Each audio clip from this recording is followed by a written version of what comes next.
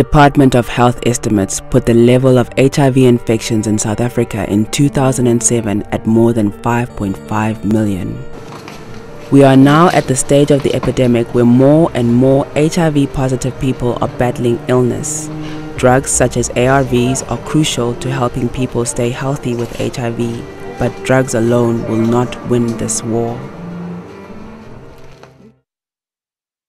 HIV and AIDS is not just a health issue. Municipal service delivery can substantially reduce the impact of HIV and AIDS on our communities. Councillors need to know their constituencies and make sure that the voices of vulnerable groups are taken into account in IDP and WSDP consultation processes. The work of home-based caregivers, like these women in Jeppes Reef in Eastern Mpumalanga, highlights the importance of access to water and sanitation in coping with the impact of HIV and AIDS. Water is life. Water is life. We really don't want our patients to have secondary infections, so they have to be cleaned. Even their wounds have to be cleaned. So you can't clean them without water. The water supply in this part of Jeppes Reef is unreliable, in part due to illegal connections. People have resorted to storing water in open drums. This is a health risk. We spend a lot of time going from far distances to fetch water. For 3 weeks we were not having water, and the life was not good. It was difficult for us, to do our job here. As I always said, when you do home-based care, you can't do home-based care without water and toilets.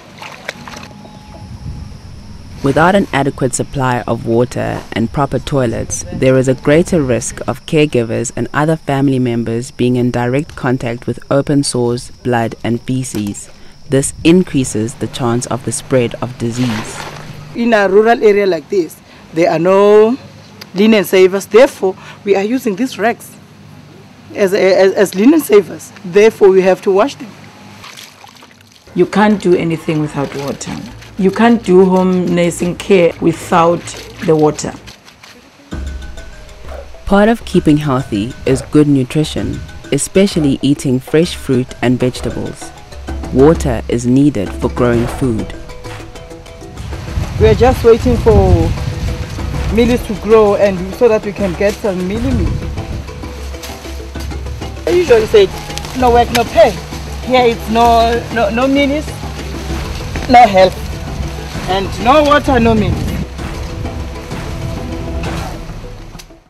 Municipalities, we are responsible for getting the right level of service to households that are affected by HIV and AIDS.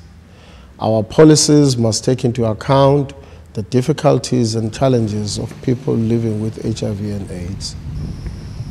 We need to work closely with community-based organizations that are well placed to assist us to identify and respond to households in need so that we can get services to the most vulnerable people in our communities.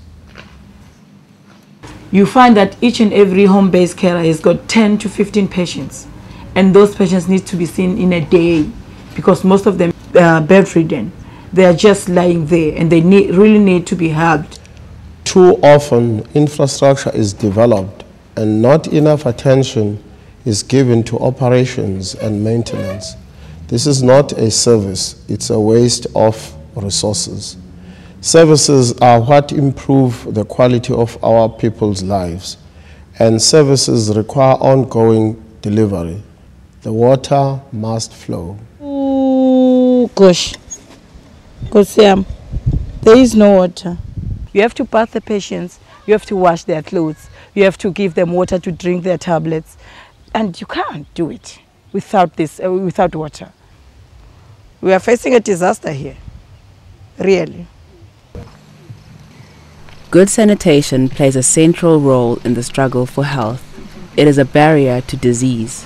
The design of toilets, their distance from the home, and their maintenance are all factors that impact on caring for sick people.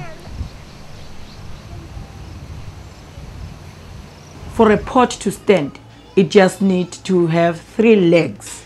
And the first leg is water. The second leg is sanitation. The third leg is hygiene. So you can't separate one leg from the pot. It will just collapse. It will just fall down.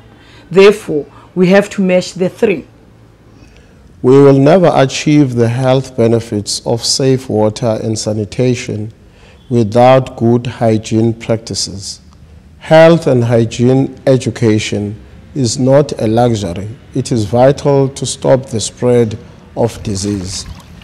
The communication of hygiene practices is part of basic water and sanitation. We must ensure that health and hygiene education is provided as part of basic water and sanitation service provision. Our tsunami here in South Africa is HIV and AIDS. Our councillors need to prioritize and think of the groups that are affected, like the women that are in deep rural areas, and also our orphan and vulnerable children. The AIDS pandemic is a reality we all have to confront within our service delivery to communities and within our municipalities themselves. As councillors, we need to set an example. We must provide political leadership by encouraging people to test and know their status.